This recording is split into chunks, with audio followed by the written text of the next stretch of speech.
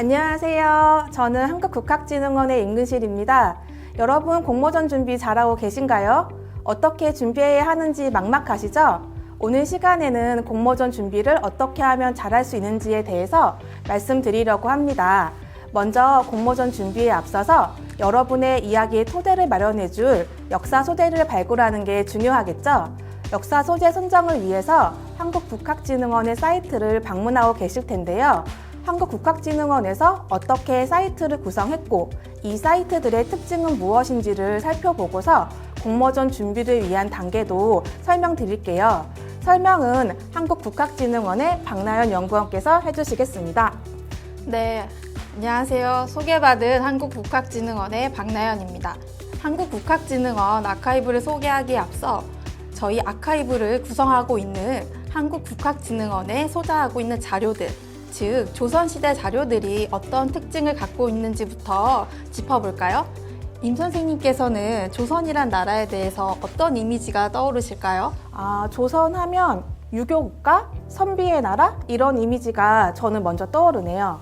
네, 맞습니다. 조선은 유교를 기반으로 시스템을 정비해간 나라잖아요. 당시에 지식인이라고 할 수 있는 선비들은 유교, 유학의 핵심 가치를 구현하기 위해 끊임없이 생활 속에서 노력했습니다. 이 가치를 구현하기 위한 실질적 방법이 바로 기록하는 태도인데요. 저는 조선을 기록의 나라였다라고 말씀드리고 싶습니다. 그럼 이런 기록의 증거들로는 어떤 게 있을까요? 여러분이 잘 알고 계시는 조선왕조실록이 대표적인 사례입니다. 여기서 놀라운 사실은 국왕을 중심으로 한 국가의 기록이 아닌 국가 시스템에 의존하지 않은 민간의 기록 문화도 남아있다는 사실입니다. 민간의 이 기록 문화야말로 조선의 기록 문화의 꽃이라고 표현할 수 있겠는데요. 유학을 공부하는 조선의 선비들은 유학의 실현을 위해서 기록을 실천하였습니다. 이 민간에서의 기록은 매일에 대한 기록이 일상화되었다는 점인데요. 또한 기록을 통해서 정신도 계승해 나갔습니다. 이러한 민간 기록의 대표적 사례는 바로 문집 발간, 일기류와 같은 기록 자료를 통해 확인할 수 있습니다. 네, 우리 한국국학진흥원이 바로 민간 기록 자료의 보존을 위해서 설립한 기관이잖아요. 네, 맞습니다. 한국국학진흥원은 1996년에 설립되었는데요. 이후 2002년부터 수집 및 보존을 본격적으로 시작합니다. 2022년 9월 기준으로 약 60만 점의 민간 기록 유산을 소장하며 국내 최다 민간 기록 유산 보유기관이 되었습니다. 모아놓은 기록물들은 그 가치를 인정받았는데요. 기탁받은 국학자료 중 한국의 유교 책판이 2015년에, 국채보상운동 기록물이 2017년에 유네스코 세계기록유산에 등재됐습니다. 2016년에는 한국의 편액이, 2018년에는 만인의 청원 만인소, 2022년에는 삼국유사와 내방가사가 유네스코 아시아 태평양 지역 기록유산에 등재됐습니다.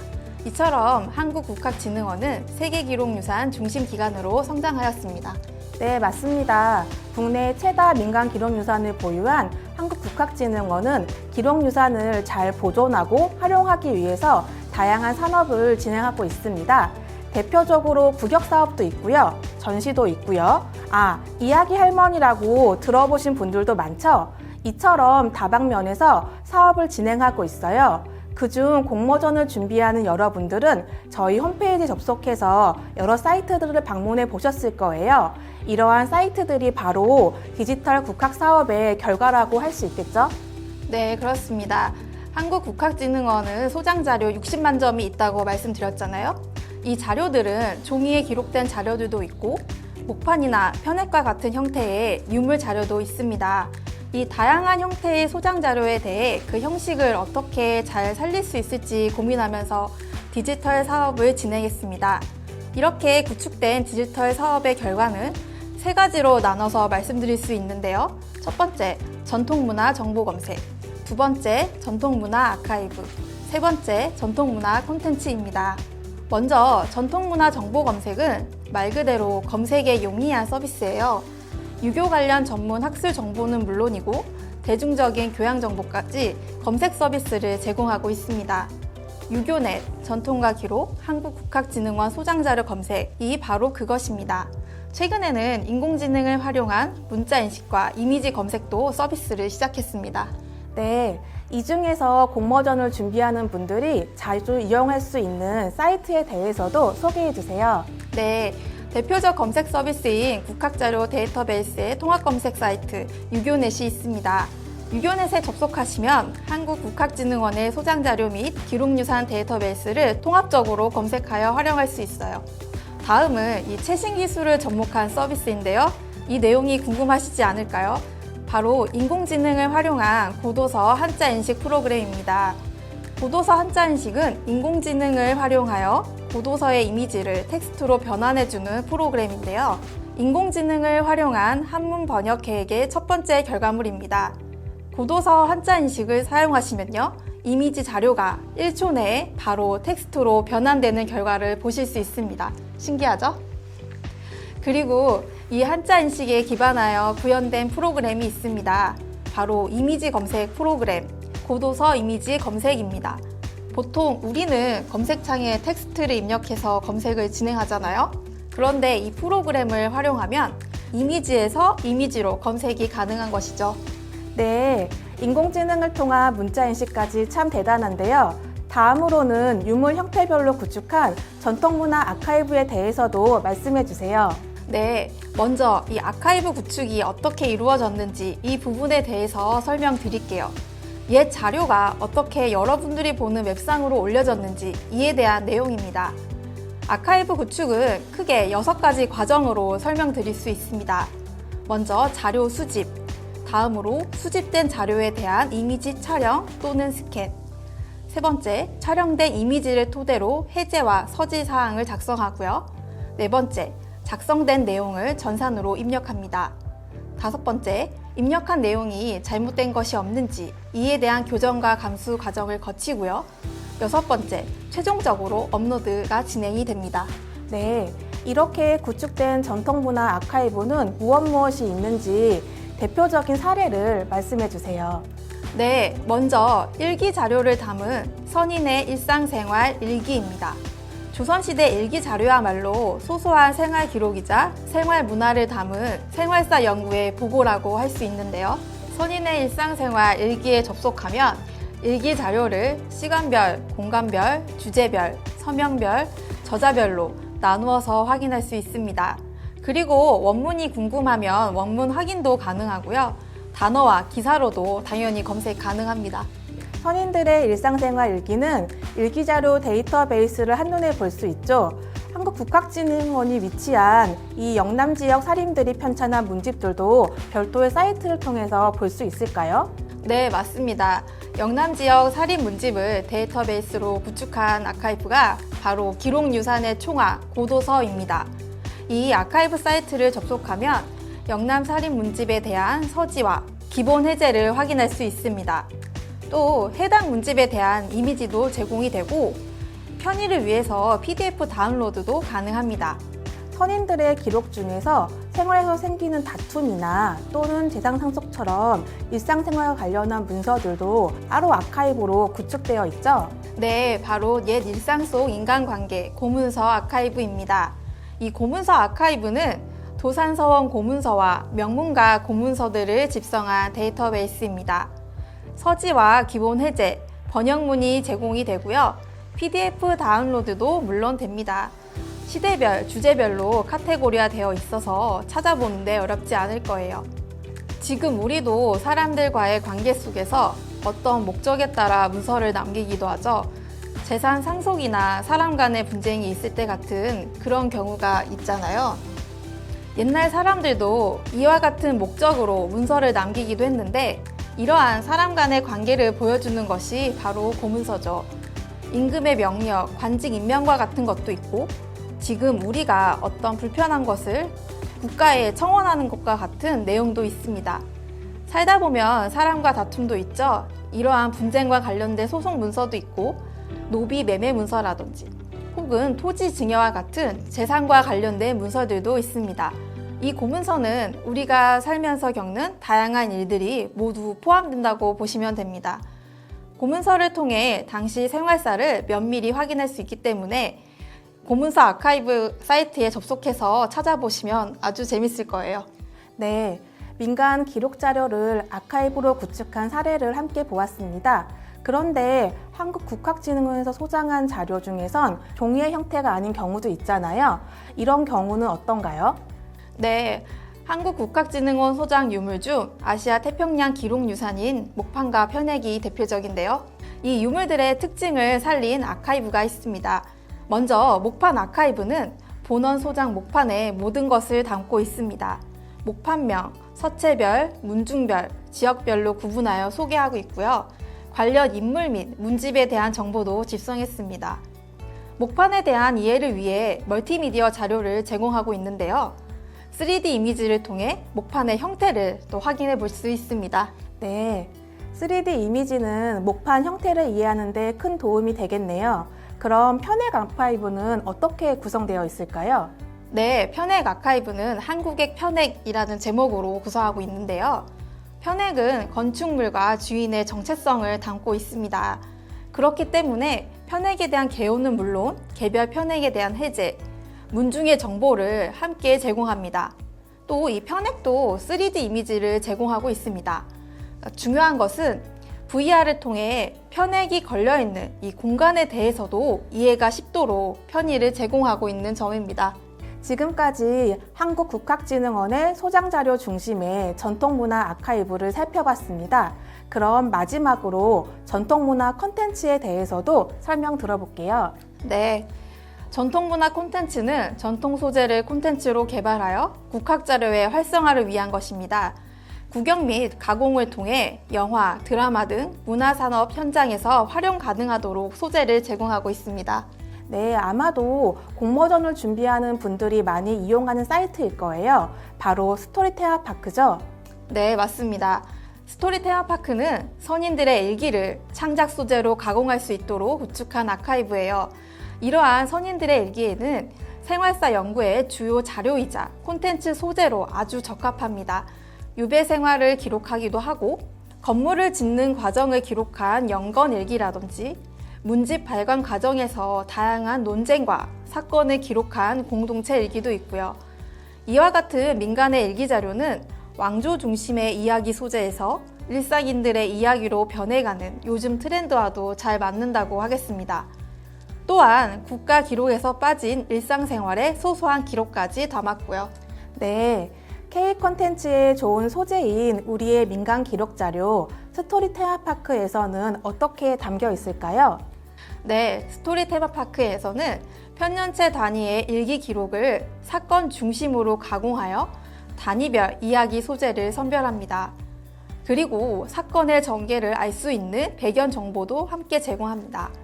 그리고 이 조선시대가 배경이다 보니 어려운 용어라든지 인물 등에 대해서도 이해가 쉽도록 이에 대한 배경 설명도 제공합니다. 그리고 여러분들이 글로만 보면 이해가 안 되는 부분도 있잖아요. 건물이라든지 옛날 물건들 또는 복식들도 그렇고요. 이런 부분들은 저희가 2D, 3D를 제작하여 멀티미디어 정보로 제공하고 있어요. 이미지 자료를 함께 보시면 내용 이해가 훨씬 더 잘 될 거예요. 또 여기서 중요한 사실, 이 이야기들의 활용을 위해서 저희는 매달 주제를 뽑아 웹진으로 제작하기도 하는데요. 매달 재미난 이야기로 구성되니 많은 관심 부탁드려요. 네, 스토리 테마파크에서 선인들의 일기장에서 뽑아낸 컨텐츠 소재로 제공하고 있습니다. 그뿐만이 아니라 여러분들의 창작 모티프를 얻거나 또는 단위 장면들의 세밀한 부분을 보강할 수 있도록 정보도 제공하고 있어요. 네, 맞습니다. 오늘의 삶을 써내려간 선인들의 일기는 우리의 일상과도 같은 모습입니다. 이러한 기록의 한 줄에서 우리는 콘텐츠로의 무한한 스토리 창작의 힘을 발견할 수 있습니다. 정탁의 피난 행록의 한 줄에서 모티브를 얻은 웹툰 녹투전이 좋은 예가 되겠네요. 옛 기록이 만들어내는 이 힘은 바로 빼곡하게 써내려간 기록의 힘, 우리만이 갖는 오리지널리티라고 하겠습니다. 지금까지는 공모전 준비를 위해 이용할 한국국학진흥원 아카이브들을 소개했어요. 다음으로는 공모전을 담당하는 임근실 연구원께서 공모전의 모든 것을 이야기해 주실 텐데요. 공모전을 준비하는 여러분이 궁금한 점이 참 많죠? 상금은 얼마일지도 궁금할 거고, 기획안 심사는 어떻게 될지, 본선에 합격하면 어떤 과정으로 진행될지 많이 궁금하실 것 같아요. 이 여러분들이 궁금해하는 사항들을 모아서 제가 여러분을 대신해서 임근실 연구원께 질문을 해보도록 하겠습니다. 이제부터는 제가 공모전에 관련한 내용들을 자세히 말씀드릴게요. 정식 명칭은 전통 기록문화 활용 대학생 콘텐츠 공모전입니다. 이번 공모전은 청춘 스토리텔러 파크에서 놀자라는 슬로건을 가지고 운영하고 있고요. 올해 벌써 9회째를 맞았어요. 벌써 9회라니 역사와 전통을 자랑하는 공모전이군요. 이 공모전의 목적은 무엇인가요? 네, 목적은 크게 세 가지예요. 첫 번째는 스토리텔러 파크의 이야기 소재를 활용한 창의적인 창작 콘텐츠 발굴을 위해서고요. 두 번째는 교육형 공모전을 지향해서 예비 창작자들의 창작 역량을 강화하기 위해서입니다. 그리고 마지막으로는 우리 전통 창작 소재에 대해서 이해를 넓히고 문화 콘텐츠 산업을 선도하는 콘텐츠로 재탄생하는 K 콘텐츠 창작을 위해서예요. 전통 소재를 이용한 공모전이라 전문성을 위해 오랜 기간 동안 여러 명이 함께 준비해야 하는 것으로 알고 있습니다. 공모전의 기간과 요강에 대해서도 말씀 부탁드립니다. 공모전은 2023년 4월에서 11월까지 교육형 공모전으로 진행이 됩니다. 대학생과 대학원생, 즉 석사과정생, 박사과정생은 제외하고요. 3명 또는 4명이 하나의 팀을 만들어서 지원해야 해요. 그리고 전통 소재를 활용한 지원서와 기획안을 제출해야 합니다. 또한 스토리 분야와 아이디어 분야로 나누어져 있어서 우리 팀에 맞는 컨텐츠에 맞는 분야도 고민해서 지원해야 합니다. 네, 스토리 분야와 아이디어 분야로 나누어져 있다고 하셨는데 스토리 분야와 아이디어 분야가 어떻게 선정이 되죠? 네, 공모전의 공모 부분은 영화와 드라마, 웹드라마, OTT 드라마 등의 스토리 중심의 4팀, 그리고 그 이외에 애니메이션, 웹툰, 다큐멘터리, 출판, 뮤지컬, 축제, 공연, 전시, 게임 등 아이디어 중심의 4팀으로 모두 8팀을 선정합니다. 8팀을 선정한다고 말씀하셨는데 이 8팀이 모두 수상하는 걸로 알고 있습니다. 맞죠? 네, 8팀이 모두 수상하고 상금도 있어요. 선정 후에 6개월간의 멘토링 교육 과정을 마친 다음에 11월에 최종 심사를 하게 돼요. 최종 심사에서는 대상 1팀, 최우수상 1팀, 우수상 2팀, 장려상 4팀을 뽑습니다. 이때 대상팀은 문화체육관광부 장관상과 상금 1,000만 원을 받습니다. 작년에는 수야모야팀에서 경일몽 천상의 별빛 노름이라는 축제 콘텐츠를 가지고서 대상을 받았어요. 최종 작품의 기획안들은 스토리텔러 파크 사이트에 대학생 공모전 창에서 다운받을 수가 있고요. 피칭 영상은 유튜브 스토리텔러 파크 채널에서 보실 수가 있어요. 공모전 선배들의 작품을 보면 기획안 작성하는데 도움이 될 거라고 생각이 됩니다. 네, 장관상이라니 멋집니다. 여러분의 미래를 위해서 장관상이 도움이 될 것 같네요. 그런데 선정 후 6개월간 멘토링 교육 과정을 받잖아요. 이 일정에 대해서도 설명해 주세요. 네, 공모전은 4월부터 11월까지 이루어진다고 보시면 될 것 같아요. 4월에서 5월까지의 공고 및 접수 기간을 거치고 5월 중 1차 서류 심사와 2차 면접 심사 후 최종 8팀의 선정이 발표됩니다. 그리고 멘토링 프로그램이 6월부터 11월까지 이루어져요. 마지막으로 최종 프로모션을 거쳐서 8팀의 수상을 결정합니다. 이 중에서 멘토링 교육 과정의 세부 일정은 6월에는 오리엔테이션, 7월부터 11월까지의 담임 멘토 교육, 8월에는 교육 캠프, 9월부터 11월까지 최종 기획안 제출 및 피칭 교육이 이루어져요. 교육형 공모전이기 때문에 이 일정에 모두 참석하실 수 있는 분들만 지원하셔야 합니다. 그래서 지원하시기 전에 충분히 고민하고 지원해 주시면 좋겠습니다. 네, 그럼 오리엔테이션이 선정 후 첫 번째 교육 일정이 되겠네요. 네, 맞습니다. 오리엔테이션은 공모전의 소개, 멘토 소개, 참가팀 소개에 이어서 각 팀별 담임 멘토님과 처음 만나는 시간을 가져요. 오리엔테이션은 최종 선정 후에 한 달 후 정도부터 시작이 되는데요. 그 이유는 팀의 기획안과 매칭되는 최적의 멘토님을 선정하기 위해서예요. 이때 피칭과 관련한 내용을 담당해 주실 피칭 멘토님, 그리고 역사 자문을 담당해 주실 역사 멘토님과도 만나게 되죠.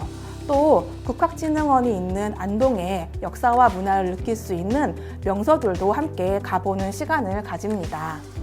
네, 오리엔테이션을 다녀온 후 담임 멘토님과 팀별 멘토링이 이루어지죠? 네, 맞아요. 담임 멘토님과는 팀별 멘토링을 7월부터 11월까지 이루어지는데요. 이 멘토링을 통해서 여러분들이 제출한 기획안이 발전하게 되는 거죠. 두세 차례에 걸쳐서 담임 멘토님과 팀별 멘토링을 진행하면서 기획안의 기초와 컨셉이 명확해집니다.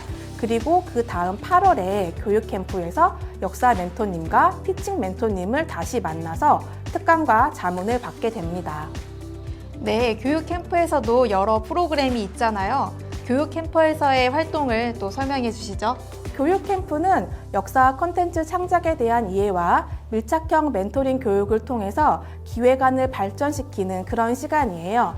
또한 전년도에 수상한 선배들을 만나고 그들의 노하우도 듣고 콘텐츠 기획 및 피칭과 관련한 여러 특강들도 듣게 됩니다. 여러분, 지금 피칭이란 단어가 계속 들리죠? 이 피칭이 뭘까 생각하실 것 같아요. 이 피칭도 공모전에서 중요한 교육 과정인데 이 피칭 교육이 무엇을 위한 교육인지 말씀해 주세요.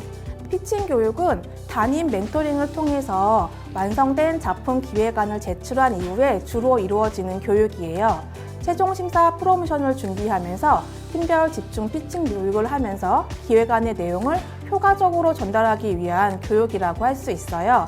피칭 교육은 9월부터 최종 심사 전까지 주로 이루어지고 이를 통해서 최종 심사 프로모션에서 팀의 잠재력을 모두 발휘할 수 있을 거라고 생각됩니다.